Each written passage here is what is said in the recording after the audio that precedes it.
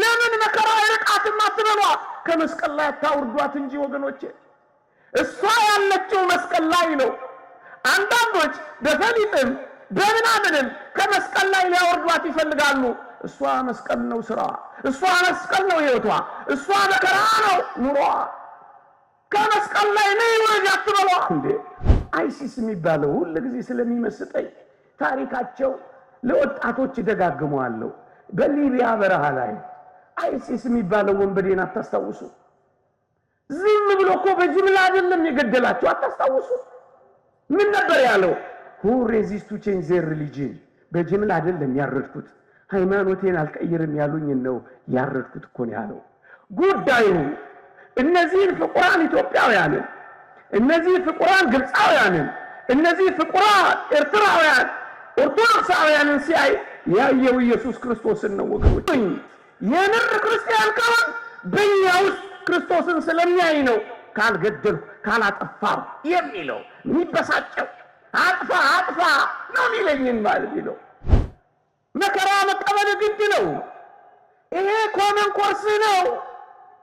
በዓለም ሳላችሁ መከራ አለባችሁ፣ ነገር ግን አይዟችሁ እኔ ዓለምን አሸንፌዋለሁ የሚለውን አትርሱ እንጂ ክርስቲያኖች፣ ኮመን ኮርሳችን ነው። ይበዛል ይላል ወገኖቼ። እርግጡን እንነጋገር። የምር ክርስቲያኖች ከሆን ስቃዩ ቀጣይ ነው፣ መከራው ቀጣይ ነው፣ ፈተናው ቀጣይ ነው፣ መጠላቱ ቀጣይ ነው፣ መገፋቱ ቀጣይ ነው። እረፍታችን በኋላ ነው፣ መጽናናታችን በኋላ ነው፣ ሳቃችን በኋላ ነው። አሁን እያለቀስን ዘር ይዘን እንወጣለን፣ በኋላ አጭደን ነዶ ተሸክመን እንገባለን፣ በኋላ ነው። ስቃዩ ቀጣይ ነው። ከስቃዩ መቆራረጥ ከፈለግ ትችላለህ፣ ግን አትውረድ ከመስቀሉ፣ ግን አታቋርጥ ከመንገዱ።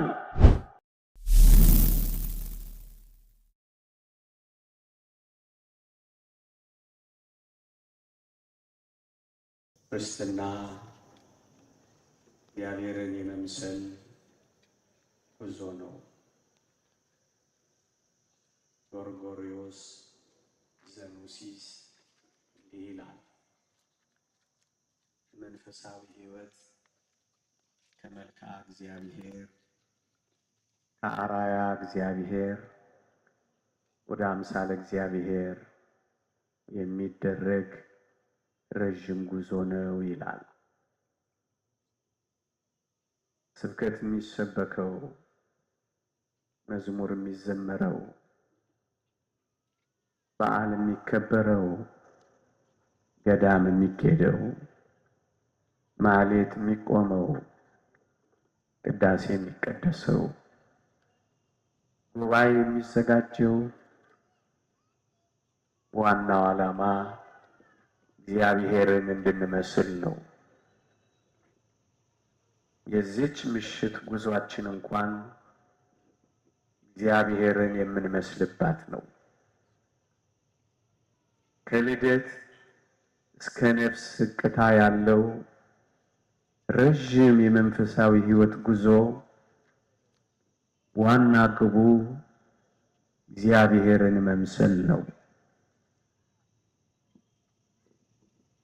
አባታችንን እንድንመስል ነው ክርስቲያኖች የሆን ነው። እሱን እንድንመስል ነው በጥምቀት የተወለድ ነው። ቁርጥ እሱን እንድንመስል ነው እዚህ የመጣ ነው። ለዚህ ነው ከአርአያ እግዚአብሔር ከመልክዓ እግዚአብሔር ወደ አምሳለ እግዚአብሔር የሚደረግ ረዥም ጉዞ ነው ያለው ሊቁ። ለዚህ ነው ክርስቲያኖች ማንን መምሰል ፈለጋችሁ? እርግጠኛ ነኝ አባታችሁን መምሰል ፈልጋችሁ መጥታችኋል።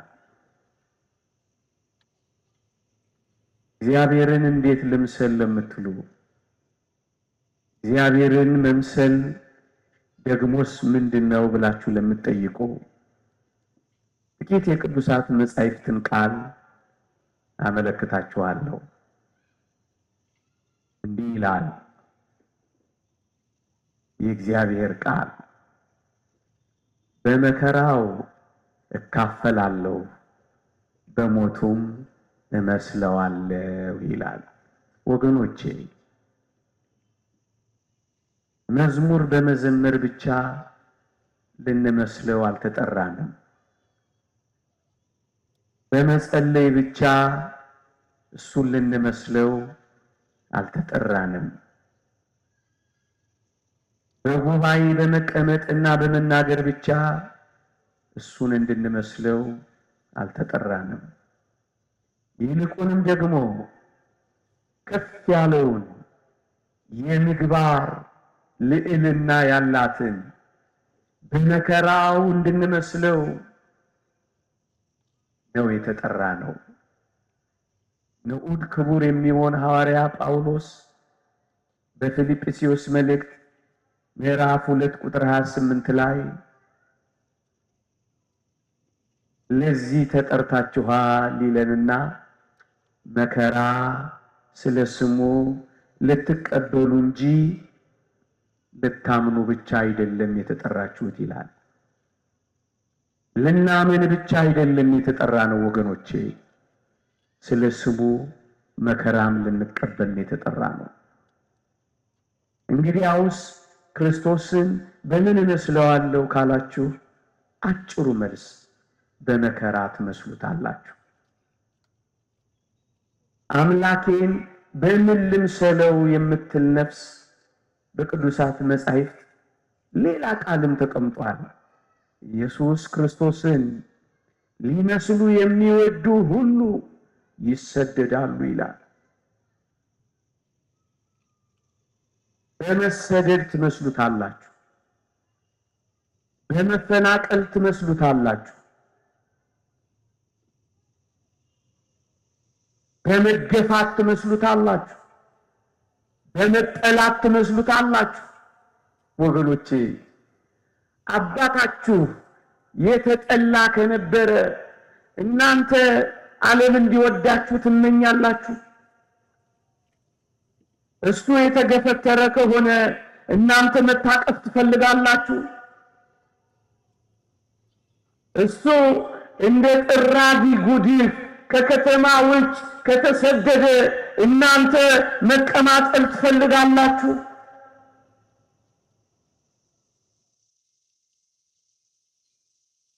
እሱ መከራን ከተቀበለ እናንተ አጨብጫቢ ትፈልጋላችሁ?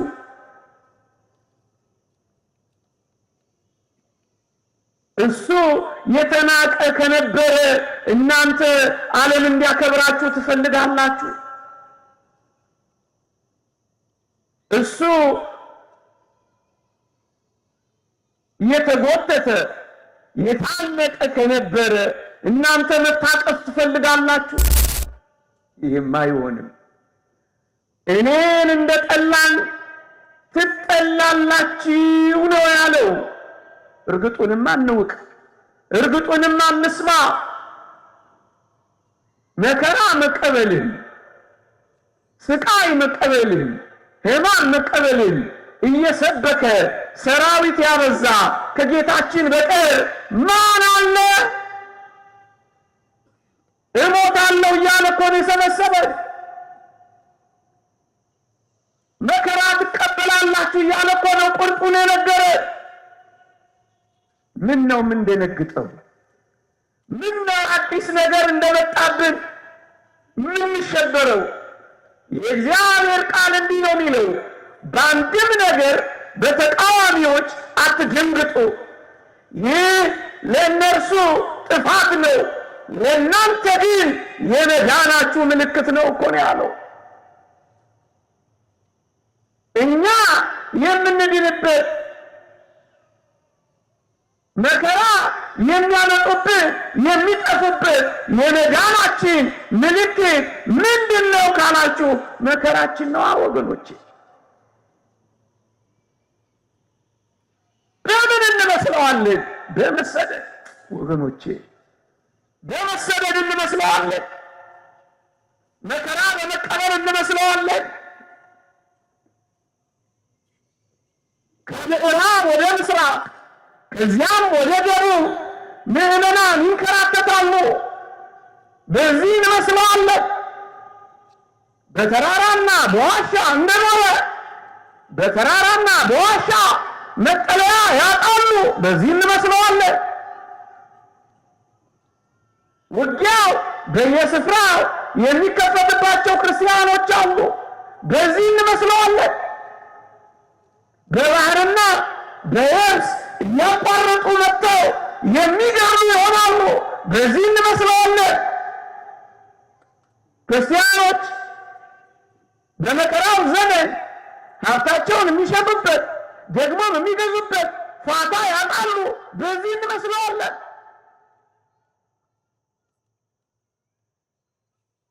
ከኦርቶዶክሳዊነት የጸዳ ወረዳ፣ ከኦርቶዶክሳዊነት የጸዳ ስልጣን፣ ከኦርቶዶክሳዊነት የጸዳ ንግድ ኦርቶዶክሳውያን የሚሳደዱበት ከሆነ በዚህ እንመስለዋለን። በመራብ እንመስለዋለን። በመታመም እንመስለዋለን። በማጣት እንመስለዋለን። በመገፋት እንመስለዋለን። ታዲያ በምን ልንመስለው እንወዳለን? ለዚህ ነው ንዑድ ክቡር የሚሆን ጳውሎስ በመከራው እካፈላለሁ በሞቱም እመስለዋለሁ ያለው። መከራማ መምሰያችን ነው። መገፋትማ መምሰያችን ነው። መሰደድማ መምሰያችን ነው። መቸገርማ መምሰያችን ነው። ክርስቲያኖች እንዳትጠሉት፣ ይህ የመዳናችሁ ምልክት ነው። እንዳትሸበሩበት፣ እንዳትደነግጡበት፣ እንዳትንቀጠቀጡበት፣ አምላኬን ልመስልበት ነው በሉበት። ለዚህ ነው ንዑድ ክቡር የሚሆን ሐዋርያ ጳውሎስ ቃሉን በብዙ መከራና በመንፈስ ቅዱስ ደስታ ስለተቀበላችሁ እኛንና ጌታን የምትመስሉ ሆናችኋልና ይላል። መከራ ከመንፈስ ቅዱስ ደስታ ጋር ወገኖቼ፣ ተርባችሁ ቤታችሁ ያልቀራችሁ፣ ኑሮ ከብዳችሁ ያላማረራችሁ፣ አልጋ ላይ ወድቃችሁ በአኮቴት በምስጋና የምትኖሩ፣ ከቤተ ክርስቲያናችሁ ጋር የምትጎሳቆሉ፣ ህመሟ የሚያሟችሁ፣ ስቃዋ የሚጠዘጥዛችሁ፣ ቁስሎቿ እንቅልፍ የሚነሳችሁ እናንተማ አምላካችሁን መስላችኋል። ደስ ይበላችሁ። እኛንና ይላል ደግሞ ክብር ይግባውና ጌታችንን ብቻ አይደለም በዚህ ምን መስለው የመቁትን እንኳን ሳይቀር ነው ምን መስለው። የተሰሎንቄን ምዕመናን እንዲህ ብሏቸዋል።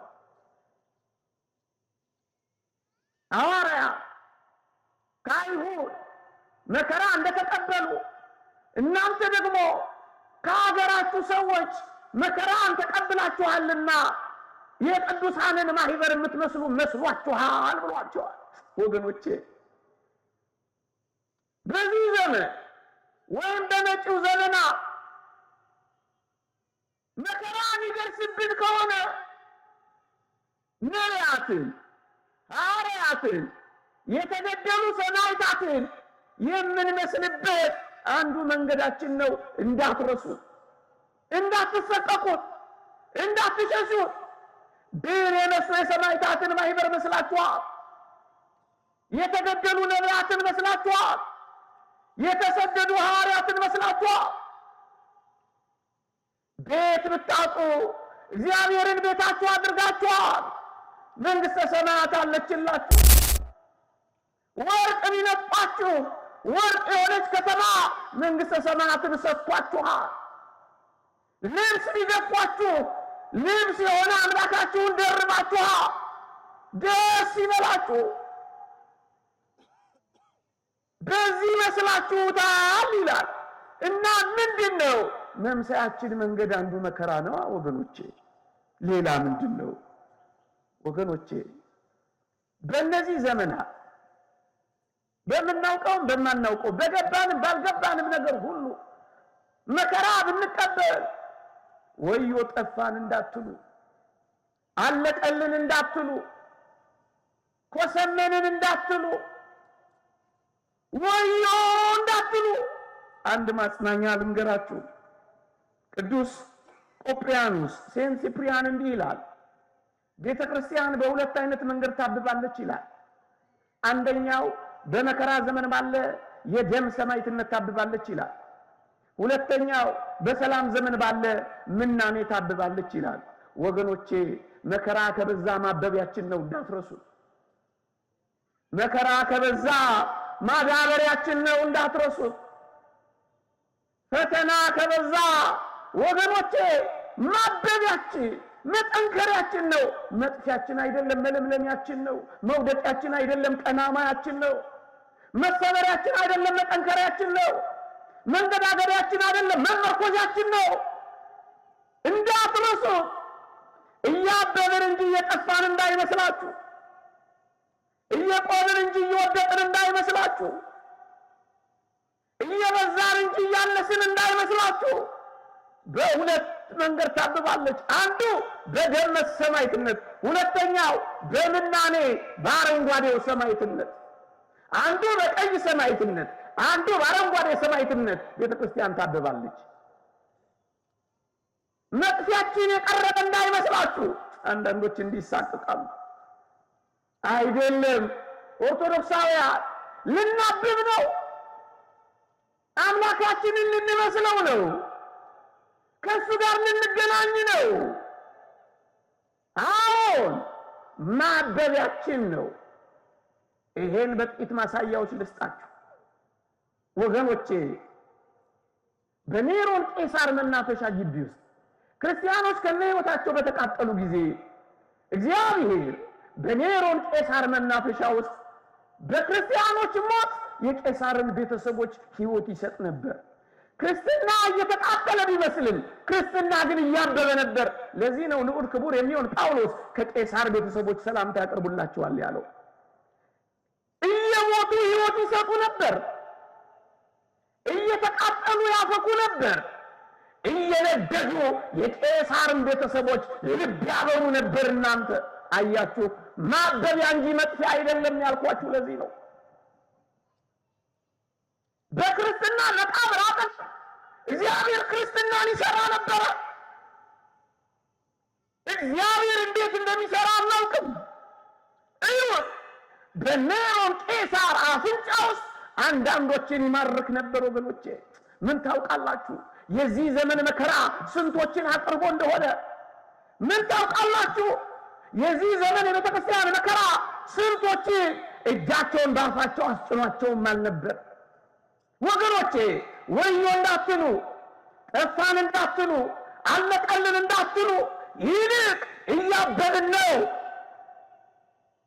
አትጠራጠሩ፣ ክርስትና እንደዚህ ነው። ሩሲያን ኮሙኒስት በኦርቶዶክሳውያን ላይ መከራ ያጸና ስታሊን የሩሲያን ኦርቶዶክሶች እንዲህ ነበር ያላቸው፣ ምድር ውስጥ በረታች እንጂ መች ተቀበረች። አበበች የምላችሁ እኮ እውነት ነው። እኛም መግደል ሰለቸን፣ እናንተም አታልቁም አላቸው። መች አልቆ ያውቃ፣ መች ጠፍቶ ያውቃ። አብቦ እንጂ መች ጠፋ። ይኸው በቅርቡ እንኳን 1998 እኛ ሀገር እንኳን በሻሻ የምትባል አንዲት የገጠር ወረዳ ቀበሌ ላይ ጥቂት ክርስቲያኖች ቢታረዱ ጊዜ አታስታውሱም? 5 ይሁን 6 ሰማዕትነት ቢቀበሉ ጊዜ ከ5 ሚሊዮን በላይ የሚሆኑ የኢትዮጵያ ወጣቶች አልተነሱ። ምንጣፍ አንጣፊዎች አልሆኑ፣ ቱቦ ጠራጊዎች አልሆኑ፣ መቅደስ አሳማሪዎች አልሆኑ፣ ላባቸውን የሚያንጠፈጥፉ አልተገኙም። 5 ሚሊዮን አልወለደም። ማበቢያችን ነው ወገኖቼ። እንዴ እነዚህ ወጣቶች አይደል እንዴ በቅርቡ እንኳን ምንጣፍ ሲያነጥፉ ከርመው እነሱ የተነጠፉላት እነዚህ ክርስቲያኖች አይደለም? ላባቸውን ብቻ ሳይሆን ደማቸውን እንደሚያፈሱ አላየንም? ቱቦ ብቻ ሳይሆን የሚጠርጉት እንደ ጥራጊ ጉድፍ ሲጠረጉ አላየንም ወገኖቼ። ፀሐይ ብቻ ሳይሆን የጥይት አር ሲበላቸው አላየንም። ምን ማለት ነው? ያብባል እንጂ አይሸነፍም ወገኖቼ። ለምን መከራ አይርቃትም አትበሏት፣ ከመስቀል ላይ አታውርዷት እንጂ ወገኖቼ። እሷ ያለችው መስቀል ላይ ነው። አንዳንዶች በሰሊጥም በምናምንም ከመስቀል ላይ ሊያወርዷት ይፈልጋሉ። እሷ መስቀል ነው ስራ፣ እሷ መስቀል ነው ህይወቷ፣ እሷ መከራ ነው ኑሯ። ከመስቀል ላይ ነው ወደ አትበሏት፣ የሌለባትን ባህሪ አትጥፋ። አንድ ሊቅ እንደተናገረው ዮሴፍና ኒቆዲሞስ ክርስቶስን ከመስቀል ላይ አወረዱት፣ ቀበሩት ካለ በኋላ ቤተ ክርስቲያንን ግን መስቀል ላይ ተዋ ይላል። መስቀል ላይ ነው ያለችው። ታዲያ ሌላ ቤተ ክርስቲያን ምን አለችው? መስቀል ላይ ፈልጓት እንጂ የምን አዳራሽ ውስጥ መፈለግ ነው? በሁሉም ስትፈለግ ስትገፋ ካያችሁ እሷ የክርስቶስ ቤተ ክርስቲያን መሆኗን ተረዱ። መስቀል ላይ ናት። አንዱ ሁለት ገጽ ጥልቅ ሰነድ ኦርቶዶክስን የማፍረስ ያቀርብባታል። አንዱ አከርካሪዋን ሰብረናል ይላል። አንዱ ውስጧ ገብቶ ያምጣል። እሷን ታያችሁ የክርስቶስ ቤተ ክርስቲያን ናት። በዘመናት ሁሉ መስቀል ላይ ዋለች። ይህ አትበሏት፣ መስቀል ላይ ናት። እንዴ አይሲስ የሚባለው ሁሉ ጊዜ ስለሚመስጠኝ ታሪካቸው ለወጣቶች ደጋግመዋለሁ። በሊቢያ በረሃ ላይ አይሲስ የሚባለው ወንበዴን አታስታውሱ? ዝም ብሎ እኮ በጅምላ አይደለም የገደላቸው። አታስታውሱ? ምን ነበር ያለው? who resist to change their religion። በጅምላ አይደለም ያረድኩት፣ ሃይማኖቴን አልቀይርም ያሉኝ ነው ያረድኩት እኮ ነው ያለው። ጉዳዩ እነዚህ ፍቁራን ኢትዮጵያውያን፣ እነዚህ ፍቁራን ግብፃውያን፣ እነዚህ ፍቁራን ኤርትራውያንን ሲያይ ያየው ኢየሱስ ክርስቶስን ነው ወገኖቼ። አንተ ዝም ብሎ የሚያይ እንዳይመስልህ፣ ነጠላችን አጣፍተህ ሲያይ የሚያየው ኢየሱስ ክርስቶስን ነው። ማተብን ሲያየው የሚያየው ኢየሱስ ክርስቶስን ነው። ለዚህ ነው የሚነደው። ስትያማትም ሲያየው፣ ጉልላትን ሲያየው የሚያየው እኮ አምላካችንን ነው። ለዚህ ነው እኮ የሚያናድደው ሊቁ ዮሐንስ አፈወርቅ እኛ እንኳ ወንጀለኞች ራሳቸውን የሚቆረጡበት ወይም የሚሰቅሉበት ቦታ ስንደርስ ያን ቦታ ስናይ ስቅቅ የሚለን ከሆነ ዲያብሎስን ክርስቶስ ኃይሉን ሁሉ እንዲህ ያደረገበት የዘንዶው ራስ የቀጠቀጠበት ቁጣ ሁሉ ባዶ ያደረገበት ኃይሉ ያደረገበትን መስቀሉን ምልክት ሳይ ምን ያህል እንደሚሸበርና እንደሚሰቃይ ያስብ ይላል። እየተሰቃየ እኮ ነው የሚያሰቃይ። ይህን ታውቃለህ?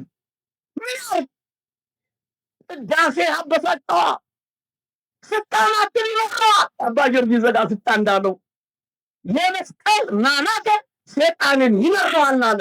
አስመረከዋ።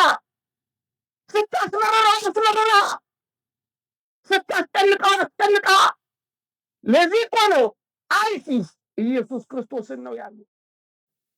እሱኝ የንግድ ክርስቲያን ከሆን በኛው ክርስቶስን ስለሚያይ ነው ካልገደል ካላጠፋ የሚለው ይበሳል። አጥፋ ይለኝን ማለት ነው። አንተ ውስጥ ይታያ ጉልላቱን ሲያዩ የሚነደው ኖሮ ነው ኢየሱስ ክርስቶስን ስለሚያስታውሰው። አይሲስ ባለወንበዴ ሰማዕትነት ከተቀበሉ በኋላ ለነዛ ፍቁራን ሰማዕታት ርዕስ ሰጥቷቸዋል። ታስታውሳላችሁ? ምን እንዳላቸው? ዘ ፎሎወርስ ኦፍ ዘ ክሮስ እኮ ነው ያላቸው። የመስቀሉ ተከታዮችን ነው አርጃለሁ ያሉ። አዎ የመስቀሉ ተከታይ ከሆን መስቀል ላይ መውጣት ግድ ነው። መከራ መቀበል ግድ ነው። ይሄ ኮመን ኮርስ ነው። በዓለም ሳላችሁ መከራ አለባችሁ፣ ነገር ግን አይዟችሁ እኔ ዓለምን አሸንፌዋለሁ የሚለውን አትርሱ እንጂ ክርስቲያኖች። ኮመን ኮርሳችን ነው። ማነው ተቀናጥሎ የጸደቀ? ማነው እንደጀመረ የጨረሰ? ግማሾቹ ከትልቅ ተራራ ፈጥፍጠዋቸዋል። ግማሾቹ ሕዋሳቸውን ቆርጠዋቸዋል። ግማሾቹ በሰርምኔስ አደባባይ በፈረስ ጭራ ጎትተዋቸዋል። ከፊሎቹ በመንኮራኩር ፈጅተዋቸዋል። ከፊሎቹ አንበሳ አፍ ውስጥ እንደ መገበሪያ ስንዴ ፈጅተዋቸዋል። የመስቀሉ ተከታዮች ከሆን ርዕሱን ተመልከቱት። የመስቀሉ ተከታይ መስቀል ላይ ከወጣ ግድ ነው። ለዚህ ነው ንዑድ ክቡር የሚሆን ሐዋርያ ጳውሎስ የኢየሱስ ሕይወት ደግሞ በስጋችን ይገለጥን ሁል ጊዜ የኢየሱስ ክርስቶስ ሞት በስጋችን ተሸክመን እንዞራለን የሚለው። በስጋችን ተሸክመን እንዞራለን። ሞቱ፣ ሕማሙ፣ መከራውን ተሸክመን እንዞር ከሆነ አንተ የተጠላ መስቀል ላይ ነው። ከመስቀል ላይ መውረድ ትፈልጋለህ? እንግዲያውስ ከክርስቶስ ትለያለህ አለ። እጅግ የሚደንቅ የሚያጽናና ቃል እኮ አለን ወገኖቼ። ምንም አብረነው እንድንከብ አብረነው ደግሞ መከራ ብንቀበል አብረነው ደግሞ ወራሾች እንሆናለን ይላል። አብረነው የሚራበው ክርስቲያን ሆይ ብቻህን የሆንክ እንዳይመስል።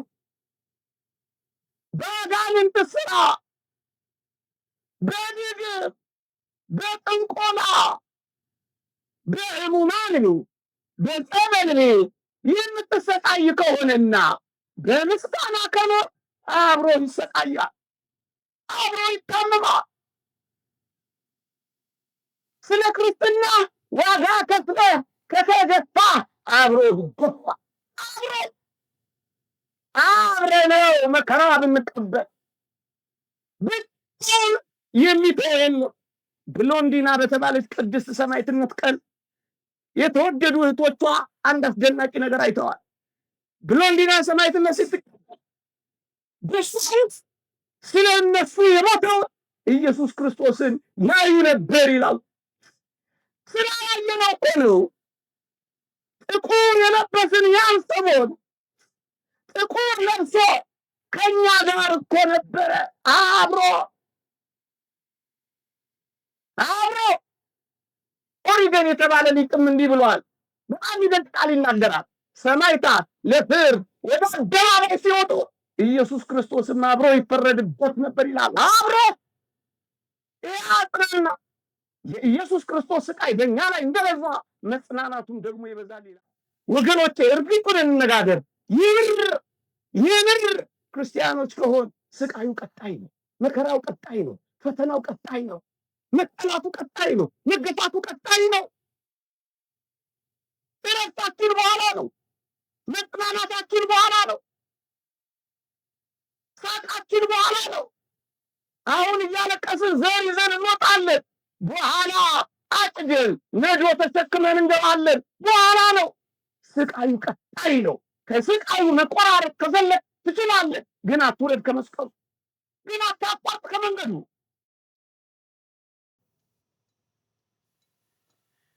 የክርስቶስ ስቃይ በእኛ ላይ እንደበዛ መጽናናቱም ደግሞ እንዲሁ ይበዛል የሚለው ቃል ይህንን ነው የሚያመለክት። ብዙ እንዳባሽሙሻችሁ አንደኛ ወገኖቼ ኢየሱስ ክርስቶስን የምንመስልበት ሕይወት ነው። ሁለተኛ ማበቢያችንና መጠንከሪያችን ነው። ሶስተኛ ዘር እየተዘራ ነው። አራተኛ የመዳናችን ምልክት ነው። አምስተኛ ከክርስቶስ ጋር አብረን የመስቀሉና የስቃዩ ተካፋዮች መሆናችን ነው። አብረ ነው። እቺን ርዕሴን አስታውሻችሁ ልጨርስ። ወርቅ አንጣሪዋን ነበር ያልኳችሁ። አንድ ወርቅ አንጣሪ ወርቅ ሲያነጥር ምን ያደርጋል መሰላችሁ? እሳት ውስጥ ትንሽ ቆየት ያደርገውና ከትንሽ ቆይታ በኋላ ከእሳቱ ያወጣዋል። ከዚያ ቀረብ አድርጎ ወደፊቱ ያይና እንደገና እሳት ውስጥ ይከተዋል። ከእሳቱ ትንሽ አቆይቶ እንደገና ያወጣውና ያየዋል። ደግሞ አሁንም ይከተዋል። ደግሞ ትንሽ እሳት ውስጥ ያቆየውና እንደገና ያወጣውና እንደገና ቀረብ አድርጎ ያየዋል። ገባ ወጣ ጥልቅ ውጥት እያደረገ ደጋግሞ ያንን ወርቅ ሲያየው ይቆያል። ትንሽ ጊዜ እሳቱ ላይ፣ ትንሽ ጊዜ እጁ ላይ፣ ትንሽ ጊዜ ሙቀቱ ላይ፣ ትንሽ ጊዜ ቅዝቃዜው ላይ ያወጣዋል። እስከ መቼ ድረስ መሰላችሁ?